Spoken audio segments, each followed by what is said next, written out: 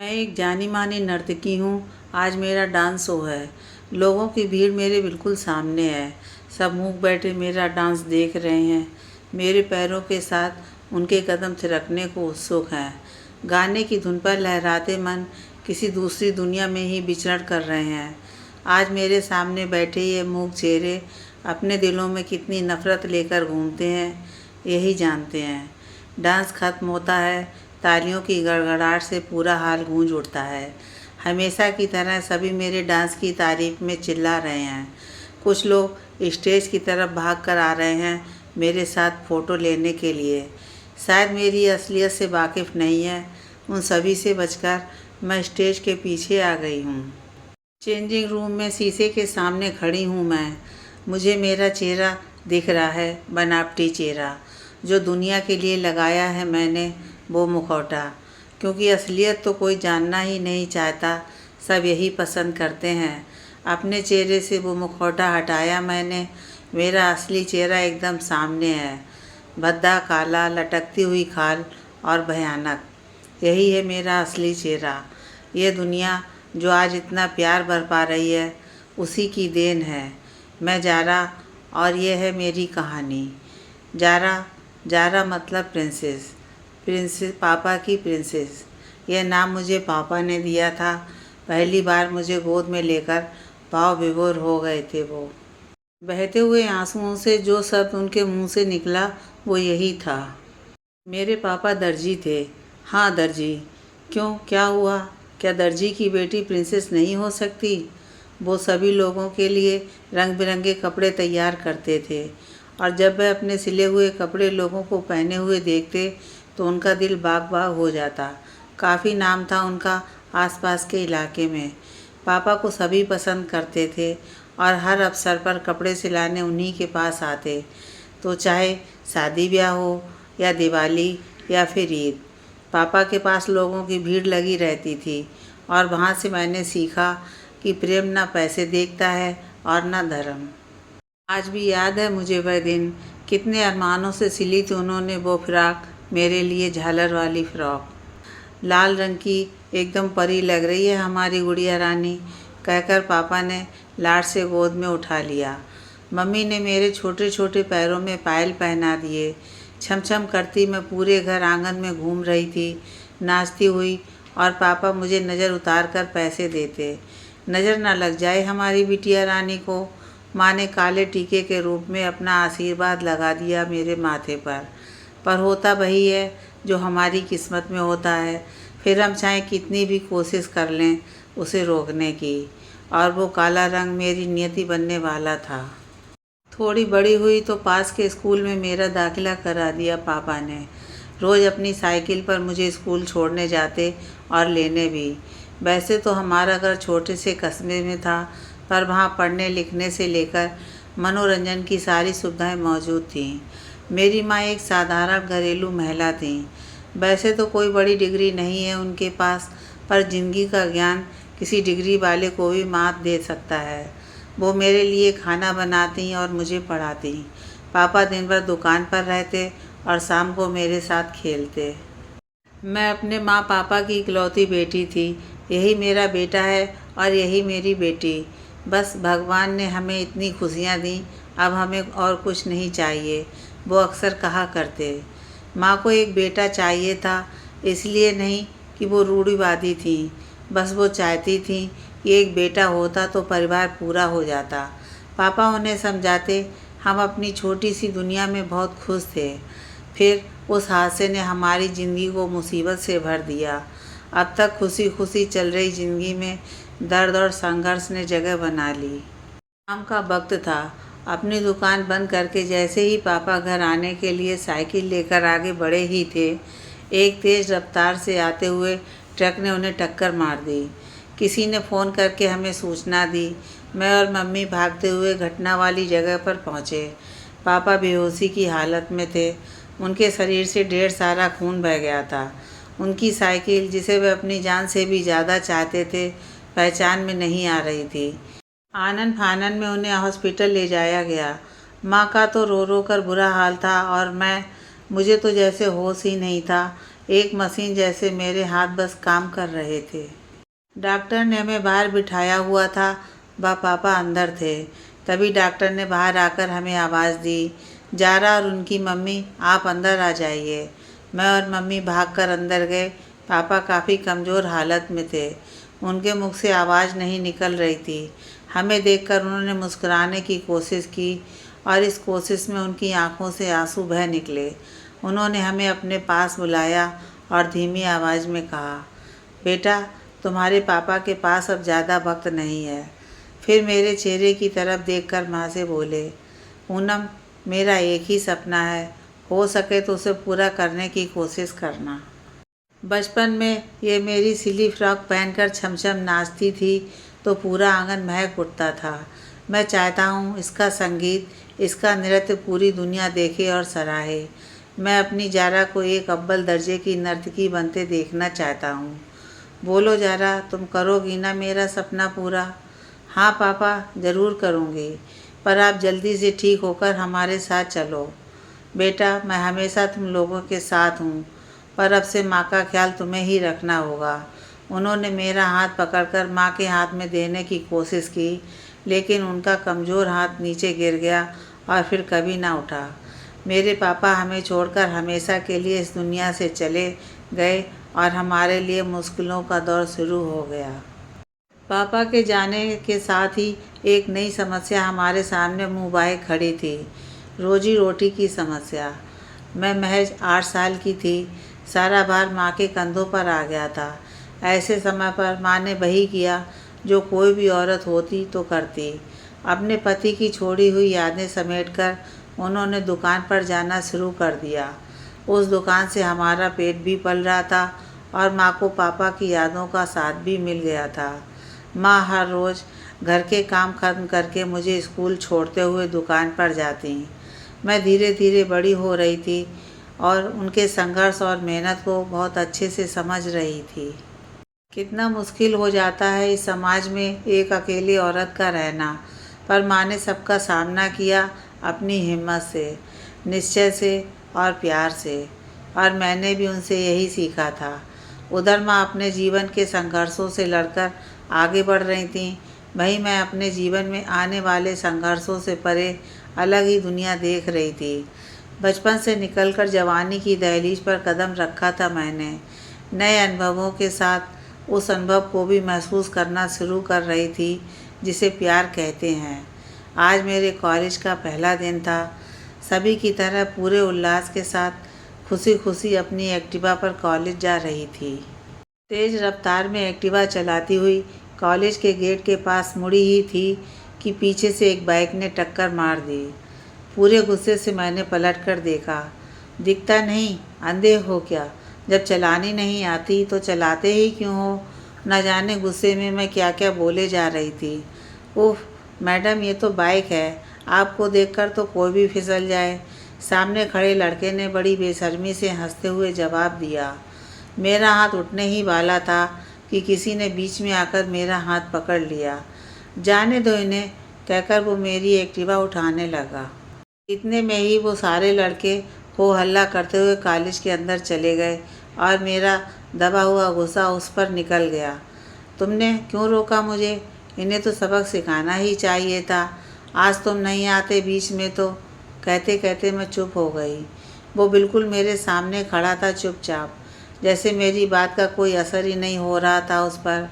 मैंने उसकी तरफ ध्यान से देखा। हल्की भूरी छोटी छोटी आँखें, गोरा रंग, माथे पर आते हल्के भूरे बाल जिन्हें वो हाथों से पीछे धकेलने की कोशिश कर रहा था, पर कमबख्त बार बार उसे परेशान कर रहे थे। नीली शर्ट और काले पैंट में अच्छा लग रहा था।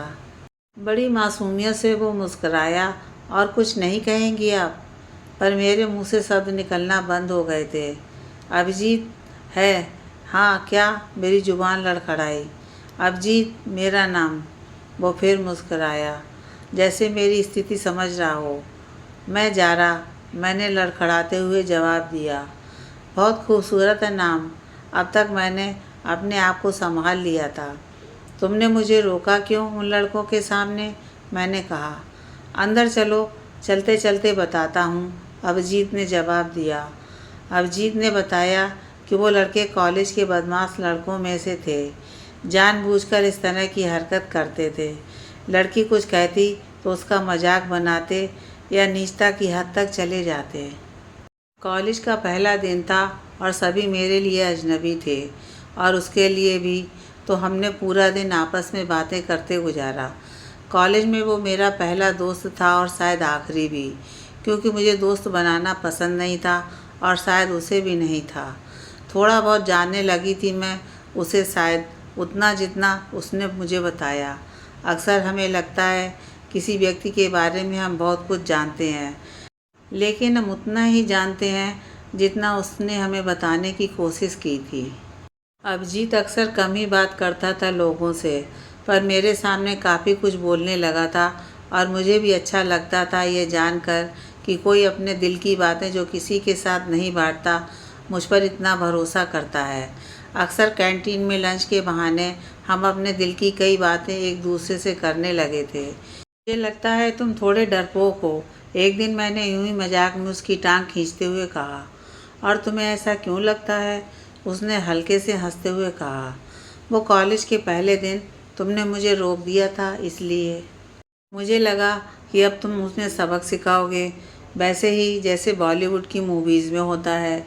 मैं पूरी तरह मस्ती के मूड में थी। हल्की मुस्कुराहट के साथ उसने कहा, नहीं जारा, मैं डरपोक नहीं हूँ, बस फालतू की चीज़ों में उलझना नहीं चाहता। मैं चाहता हूँ मेरी ज़िंदगी एकदम साधारण सी हो। मैं ऐसा कुछ ना करूँ कि मुझे रात में नींद ना आए। सबको सरलता से करना चाहता हूँ। आगे भी यही चाहूँगा कि बस एक ठीक ठाक नौकरी हो, बीवी हो, बच्चे हों, जिनके साथ मैं पूरी ज़िंदगी चैन से गुजार दूँ। कोई लफड़े में नहीं पड़ना चाहता और वैसे भी इन सब चीज़ों में कुछ हासिल नहीं होता। पर ज़िंदगी में रुकावटें और परेशानियां ना हों तो ज़िंदगी कितनी रूखी हो जाएगी। मैंने उसकी बात का जवाब दिया। मुझे नहीं लगता, ऐसा क्या लड़े भिड़े बिना कोई ज़िंदगी नहीं है? अभिजीत ने उसी सुर में कहा। ये तुम्हारे विचार होंगे, पर मैं तो यही सोचता हूँ। और कभी ऐसा समय आ गया कि ना चाह कर भी मुसीबतें तुम्हारे सामने आ जाएं तो उनसे टकराओगे या उस रास्ते को छोड़कर आसान रास्ता पकड़ लोगे? वो रास्ता तुम्हें चाहे कितना भी प्रिय हो? मैंने सवाल किया।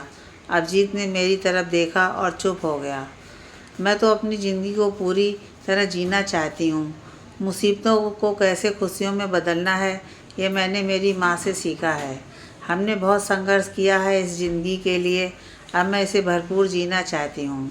मैंने अपने विचार उसे बताए। अक्सर जैसा हम सोचते हैं वैसा नहीं होता। कुछ अनजानी और अनचाही चीज़ें आकर ज़िंदगी का रुख ही मोड़ देती हैं। ऐसा ही एक हादसा मेरा भी इंतज़ार कर रहा था, जिससे मैं पूरी तरह अनजान थी। अभिजीत मुझसे कितना भी अलग क्यों ना हो, पर मेरा मन उसकी तरफ आकर्षित हो रहा था।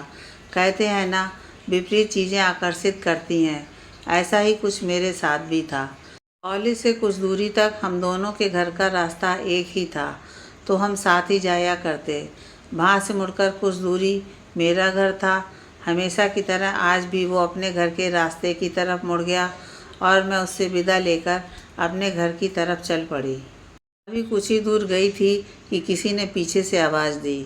मैंने पीछे मुड़कर देखा तो वही लड़का था जिससे कॉलेज के पहले दिन ही तू मैं हो गई थी। उसे अनदेखा करके आगे बढ़ने ही वाली थी कि उसने फिर आवाज़ दी, जारा जी रुकिए, तो कुछ ज़रूरी बात करनी है आपसे। मैं रुक गई। पास आकर उसने अपनी बाइक रोकी और उतरकर एकदम सामने आ गया। जारा जी, मुझे माफ़ कर दीजिए उस दिन कॉलेज में। अरे वो तो मैं कब का भूल गई, कोई बात नहीं। ध्यान रखना ऐसे किसी और के साथ ना हो दोबारा। मैंने उसकी बात बीच में काटते हुए कहा। शुक्रिया, वैसे मुझे आपसे कुछ और भी कहना था। उसने मेरी तरफ कुछ इस तरह देखा कि मैं अचकचा गई। हाँ बोलिए, मैंने पूछा। अरे अभी तक मैंने आपको अपना नाम तो बताया नहीं जारा जी। मेरा नाम सार्थक है, उसने कहा। जी सार्थक, आप थोड़ा जल्दी बोलेंगे, मुझे घर जाने के लिए देर हो रही है, मैंने थोड़ा तेज़ आवाज़ में कहा। जारा जी, मुझे आपसे प्यार हो गया है। मुझे इस बात का बिल्कुल अंदाज़ा नहीं था। एक मिनट तो मुझे समझने में लगा कि इसने कहा क्या था। पर सार्थक, मैं आपसे प्यार नहीं करती, मैंने बात को संभालते हुए कहा। तो क्या हुआ जारा जी, आप हाँ तो कहिए। उसने बेबाकी से कहा तो उसकी बात बीच में काट दी मैंने। आपको समझ नहीं आ रहा मैं क्या कह रही हूँ? आइंदा इस तरह से मुझे रोकने की कोशिश मत करना। उसकी नज़रों, हाव भाव ने मुझे थोड़ा डरा दिया था। तेज़ी से एक्टिवा चलाती हुई मैं वहाँ से निकल गई। आज थोड़ा डर लग रहा था मुझे। सार्थक का रवैया सामान्य बिल्कुल नहीं था। माँ को कुछ नहीं बताया, सोचा वो परेशान हो जाएंगी, पर सोचा अभिजीत को बता दूं। अकेले भी नहीं सही जा रही थी वो बात, रह रह कर परेशान कर रही थी। जारा, मैंने कहा ना, तुम्हें दूर रहना चाहिए उससे। तुम ध्यान मत दिया करो, चुपचाप चली जाया करो अनदेखा करके, अभिजीत ने सलाह दी। अभिजीत, मैं क्या करती? वो एकदम सामने आ गया था। जारा, तुम उससे दूर ही रहना आगे से, अभिजीत ने कहा। तो मुझे भी उसकी बात ठीक लगी। उसके बाद कई बार कोशिश की सार्थक ने मेरे सामने आने की, बात करने की, पर मैंने हर बात चुप करा दिया उसे। मेरे इस रवैये से उधर सार्थक का गुस्सा आसमान छू रहा था और इधर मैं अभिजीत के करीब आती जा रही थी। शायद अभिजीत को भी मेरे साथ उतना ही अच्छा लगने लगा था। अभिजीत मेरी हर बात का ख्याल रखता। माँ को भी उसका स्वभाव बहुत पसंद था। उनकी हर ज़रूरत पर वो हमेशा हाजिर रहता। हमारी दोस्ती धीरे धीरे प्यार में बदल रही थी। हम में से किसी ने अब तक प्यार का इजहार नहीं किया, लेकिन हम दोनों जानते थे कि अब यह सिर्फ दोस्ती तक नहीं था।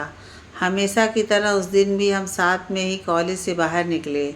आज मैं अपनी एक्टिवा नहीं लाई थी, तो पैदल पैदल ही हम साथ में चल रहे थे कि तभी सामने से सार्थक आ गया। जारा, तुमने मुझे जवाब नहीं दिया मेरी बात का, उसने रौब में कहा।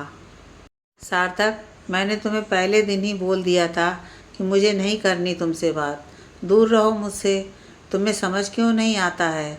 गुस्से में मेरी आवाज़ तेज़ हो गई थी। उसके रोज़ रोज़ की नौटंकियों से मैं तंग आ गई थी। अच्छा, ज़रा बताओ मुझे कि क्या कमी है मुझ में जो तुम इनकार कर रही हो?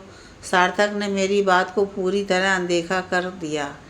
मैं क्यों देखूं तुम्हारी अच्छाइयाँ या कमियाँ? मैं कॉलेज में पढ़ाई करने आती हूँ और वही कर रही हूँ। तुम मुझे परेशान मत करो, वरना मैं तुम्हारी प्रिंसिपल से कंप्लेन कर दूँगी, मैंने उसे डांटने वाले अंदाज में कहा। तो अभिजीत ने भी मेरा साथ दिया। सार्थक, प्लीज़ आप यहाँ से जाओ, हमें झगड़ा नहीं करना। अगर जारा मना कर रही है तो उसकी बात भी तो सुनो। अभिजीत की बात सुनकर सार्थक का दबा हुआ गुस्सा फूट पड़ा। अच्छा, तो ये वजह है? कॉलेज में पढ़ाई करने आती हो मोहतरमा, तो इस अभिजीत के साथ क्यों गुलछर्रे उड़ा रही हो? इसमें ऐसा क्या है? सार्थक बदतमीजी पर उतर आया तो अभिजीत ने मेरा हाथ पकड़कर वहाँ से मुझे ले जाने की कोशिश की। इस बर्ताव से सार्थक तहस में आ गया और उसने मेरा दूसरा हाथ पकड़ा और खींचने लगा। तुम्हें आज मेरी बात सुननी होगी जारा। उसकी इस हरकत से मैं गुस्से से पागल हो गई। अपना हाथ छुड़ाकर एक जोरदार तमाचा मैंने उसके गाल पर मार दिया। मेरे इस अप्रत्याशित कृत्य से सब एक क्षण के लिए ठहर गया। अब तक आसपास लोगों की भीड़ लग चुकी थी। इतने लोगों को आसपास देखकर सार्थक झेप गया और बाइक उठाकर चला गया। यह चाटा उसके गाल पर नहीं, उसके घमंड, उसके रौब, उसकी शान पर पड़ा था। इतने लोगों के सामने शर्मिंदा होकर गुस्से से बौखलाया सार्थक बदला लेने का रास्ता ढूंढ रहा था। उधर मैं उसके इरादों से पूरी तरह अनजान थी। मुझे लगा उसे सबक मिल गया होगा और आइंदा ऐसी हरकत नहीं करेगा वो। अब सार्थक पूरी तरह शांत था और वो शांति तूफान आने से पहले शांत समुंदर वाली शांति थी। कुछ समय ऐसे ही गुजर गया। कॉलेज में परीक्षाएं शुरू हो गई थीं। आज मेरा आखिरी पेपर था। चलो, परीक्षाएं अच्छे से हो गईं। अब माँ का हाथ बटाऊंगी और डांस क्लास ज्वाइन कर लूँगी। इन ख्यालों में खोई मैं घर की तरफ जा रही थी कि अचानक से एक बाइक आकर रुकी। मैंने नज़र उठाकर देखा, सार्थक था। उसने अपने हाथ में पकड़ी हुई बोतल खोली और मेरी तरफ कुछ उछाला। मुझे कुछ समझ में आता तब तक वो फर्राटे से बाइक चलाता हुआ निकल गया। दर्द के मारे मेरा पूरा चेहरा जल रहा था। मैं ज़ोर से चीख रही थी। ऐसा लग रहा था कि चेहरे की खाल पिघलकर ज़मीन पर गिर रही हो। मैं ज़मीन पर गिर गई। मुझे कुछ होश नहीं था। कब लोगों ने मुझे वहाँ से उठाकर अस्पताल पहुँचाया, किसने माँ को खबर की और कैसे मैं हॉस्पिटल में आई। जब मुझे होश आया तो मैं अस्पताल के किसी कमरे में लेटी थी। कुछ लोग मेरे आसपास खड़े थे। मेरे पूरे शरीर पर जगह जगह पट्टियाँ थीं। तब मुझे बताया गया कि मेरे चेहरे पर किसी ने तेजाब फेंक दिया है और चेहरा काफ़ी ख़राब हो गया है। कुछ दिनों बाद मुझे घर लाया गया। सब कुछ वैसा ही था। घर, माँ, चीज़ें सब वही की वहीं, पर बहुत कुछ था जो हमेशा के लिए खो गया था, जिनमें सबसे ज़रूरी था मेरा आत्मसम्मान। मैंने अपने चेहरे को शीशे में देखा। डरावना, भयानक, भद्दा, काला चेहरा। खाल लटक कर कहीं की कहीं चिपक गई थी। अपना ही चेहरा देखकर ज़ोर से चीखी मैं। कहते हैं जब कोई साथ नहीं होता तब माँ साथ होती है। जब हम खुद के ही नहीं साथ रहते हैं तब सिर्फ माँ होती है जो हमारे साथ होती है। माँ ने मुझे सहारा दिया। वो भी बहुत टूट गई थी, पर फिर भी मेरे सामने दृढ़ थी। मुस्कुराती थी कि शायद मैं भी मुस्कुरा दूँ, पर अकेले में रोती थी।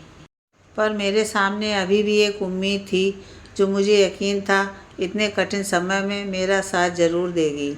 अभिजीत। काफ़ी दिन गुजर गए। लोग आते, मुझे सहारा देते और सहानुभूति देकर चले जाते, फिर पलट कर भी नहीं देखते। बच्चों को मुझसे दूर रखा जाता कि कहीं डर ना जाए। सभी लोग आकर चले गए, पर वो नहीं आया जिसका मुझे इंतज़ार था।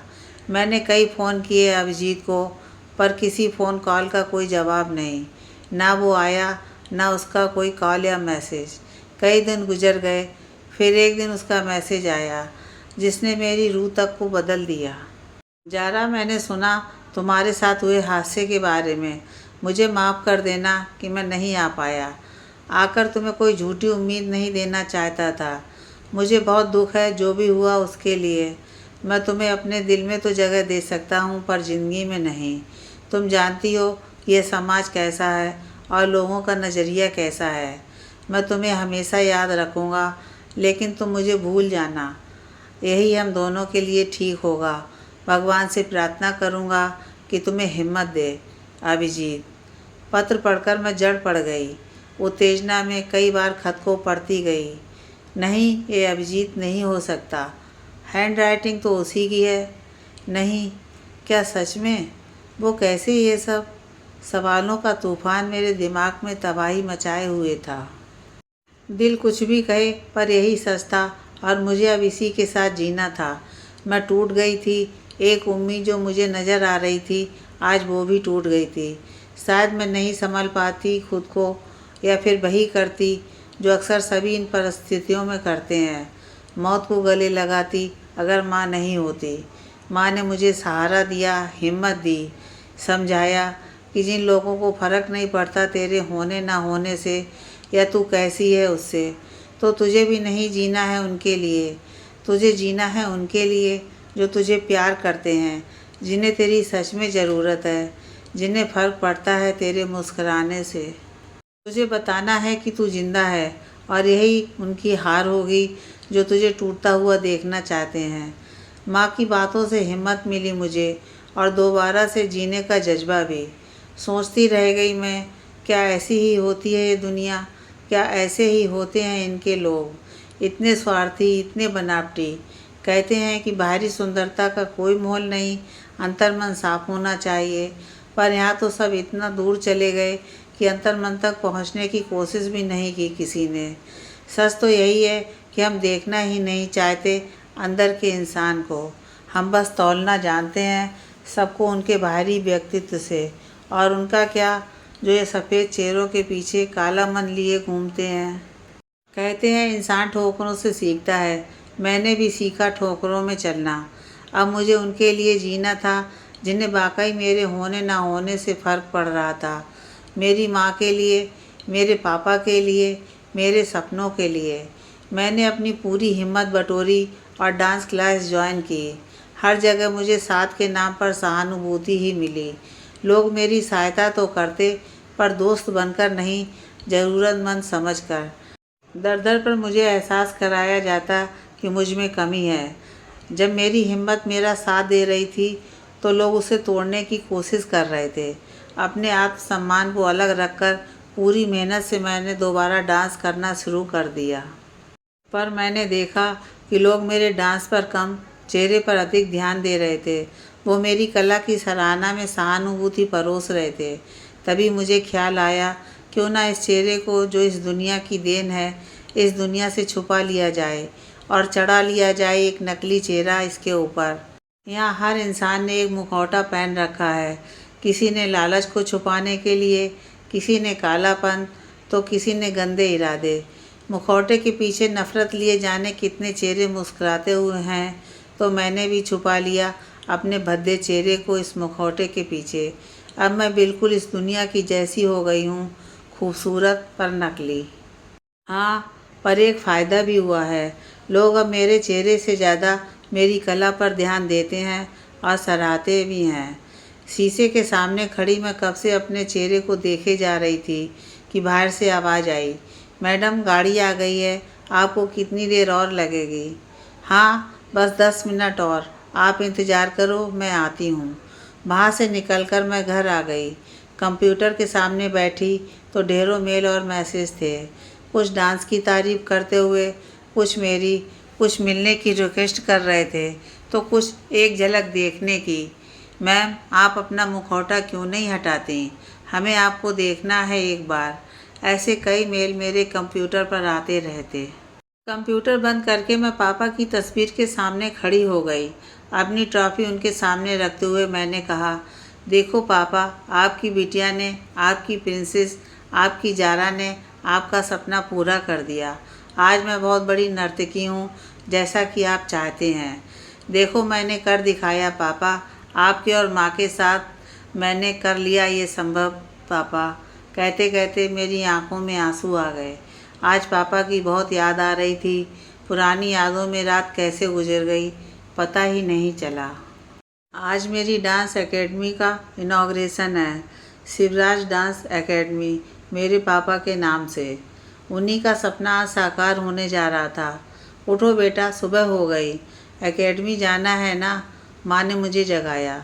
जल्दी से तैयार होकर मैं माँ के साथ एकेडमी पहुँची। लोगों की भीड़ लगी थी वहाँ। कुछ मीडिया के लोग और कुछ जाने माने लोग भी थे।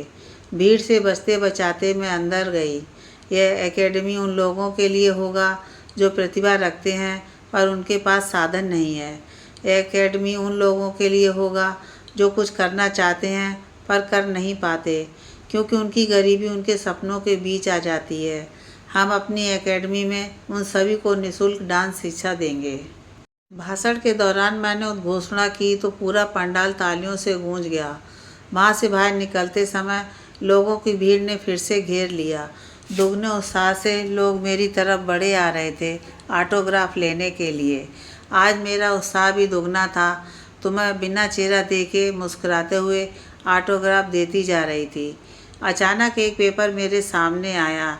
लिखा था, मैं जानता हूँ मेरी गलती माफ़ी के लायक नहीं है। आपके सामने आकर माफ़ी मांगने की हिम्मत नहीं हुई, इसलिए यही सही लगा। लेकिन फिर भी आपसे माफ़ी मांगना चाहता हूँ, अभिजीत। मैंने नज़र उठाकर देखा, भाई बुरी आंखें, बुरे बाल। उस पेपर को वहीं फेंककर मैं जल्दी से गाड़ी में बैठ गई। सारे रास्ते वही नज़र मेरी आंखों के सामने घूमती रही। मुझे कुछ समझ नहीं आ रहा था, क्या करूं? सारी रात नींद नहीं आई। रह रहकर वही सब याद आ रहा था। ये क्यों आया वापस? क्या सच में इसे एहसास है अपनी गलतियों का, या मेरी पॉपुलैरिटी देखकर? क्या सच में इसे पछतावा हो रहा है या कोई और बात है? अच्छे बुरे सब ख्याल मेरे दिमाग में घूम रहे थे। नींद नहीं आ रही थी तो कंप्यूटर खोलकर मेल्स चेक करने लगी। एक मेल पर जाकर मेरी नज़र अटक गई। अभिजीत, मैं जानता हूँ तुम मुझसे बहुत नाराज़ हो। नाराज़ क्या, नफ़रत करती हो। मैं हूँ ही नफ़रत के लायक, लेकिन मैं तुम्हें आज भी बहुत प्यार करता हूँ। जानता हूँ हक़ नहीं है ये कहने का, पर एक बार अपने दिल की बात कहूँगा ज़रूर, वरना ज़िंदगी भर परेशान रहूँगा। मैं डर गया था, तुम तो जानती ही हो कि कितना बड़ा डरपोक था मैं। अचानक से ऐसी परिस्थिति सामने आ गई तो डर गया। हिम्मत नहीं कर पाया तुम्हारा साथ देने की। मैं जानता हूँ कि तुम्हें उस समय मेरी सबसे ज़्यादा ज़रूरत थी और मैं तुम्हारे साथ नहीं था, पर उस दिन से हर रोज़ पछताया। हिम्मत नहीं कर पाया कि तुमसे माफ़ी मांग सकूं। कैसे मांगता, तुम्हारी उम्मीदों को तोड़ा था। आज बस माफ़ी मांगने वापस आया हूँ। अगर तुम एक बार माफ़ कर दोगी तो शायद आगे की ज़िंदगी थोड़ा सुकून से जी सकूं। मैं तुम्हारा इंतज़ार करूँगा कल, वहीं कॉलेज के सामने। अगर माफ़ कर सको तो आ जाना। पढ़ते पढ़ते मैं कहीं खो गई। क्या मुझे माफ़ कर देना चाहिए अभिजीत को? सच ही तो कहा उसने, वो डर गया था। मैं भी तो डर गई थी, मेरी भी तो हिम्मत टूट गई थी। पर मेरे पास तो माँ थी, उसकी हिम्मत भी टूट गई होगी, नहीं दे पाया साथ। सच तो यही था कि अभिजीत से मैं कभी नफरत ही नहीं कर पाई। शायद प्यार ऐसा ही होता है, कितनी भी कोशिश कर लें नफरत नहीं कर पाता। और अभी तो मुझे स्वीकार कर रहा था, ऐसे ही जैसी हूँ मैं वैसे ही। अभिजीत की याद में मैं रात भर रोती रही, उससे शिकायत करती रही कि तुम तब क्यों नहीं आए थे जब मैं अकेली थी। ये आंसू भी न जाने कितने अजीब होते हैं। जब हम अकेले होते हैं तो यह भी कमबख्त बहना भूल जाते हैं। किसी के कंधे का सहारा मिलते ही कमज़ोर पड़ जाते हैं। ये आंसू जो इतने सालों में नहीं बहे, आज बह जाना चाहते थे। और इन्हीं आंसुओं के साथ बह गई सारी शिकायतें, सारे शिकवे, सारी नफ़रतें। अब मुझे सुबह का इंतज़ार था। सुबह हुई हमेशा की तरह, पर मुझे आज कुछ ज़्यादा ही खूबसूरत लग रही थी। बरसों बाद यह मुस्कुराहट देखकर माँ भी मुस्कुरा दी। जल्दी से तैयार होकर मैं कॉलेज पहुँची। अभिजीत मेरा इंतज़ार कर रहा था। मुझे देखकर उसकी आंखों में चमक आ गई। गले मिलने के लिए आगे बढ़ा, पर उनकी हिचक ने उसे रोक दिया। मैंने मुस्कुराकर उसे गले लगाना चाहा कि वो पीछे खिसक गया। रुको, क्या हुआ? मुझे तुमसे किसी नकली चेहरे के साथ नहीं मिलना। मैं तुम्हें बिल्कुल वैसे जैसी तुम हो स्वीकार करना चाहता हूँ। मैंने अपने चेहरे से वो मुखौटा हटा दिया। अभिजीत ने मुझे गले से लगा लिया। आज के बाद तुम इसे कभी नहीं पहनोगी, उसने कान में कहा। अब मैं भी इस मुखौटे को कभी नहीं पहनना चाहती थी। अब मुझे कोई डर नहीं था, न दुनिया का, न समाज का, न किन्हीं दोहरी मानसिकताओं का। पूरी खुशी और उत्साह से हम घर की तरफ चले गए। अभिजीत को माँ से माफ़ी मांगनी थी और मुझे मिलना था इस दुनिया से एक नए रूप में, अपने असली चेहरे से। सारे रास्ते मैं सोचती रही कि ये मुखौटा किसके चेहरे पर था, मेरे चेहरे पर या उन लोगों की आंखों पर जो मेरी असलियत को स्वीकार ही नहीं करना चाहते थे। नए चेहरों से मिल रहे हैं आज नया चेहरा देने को, उन्हें जो कभी हुआ करते थे हमारी आंखों में, अधूरे ख्वाब हमारे।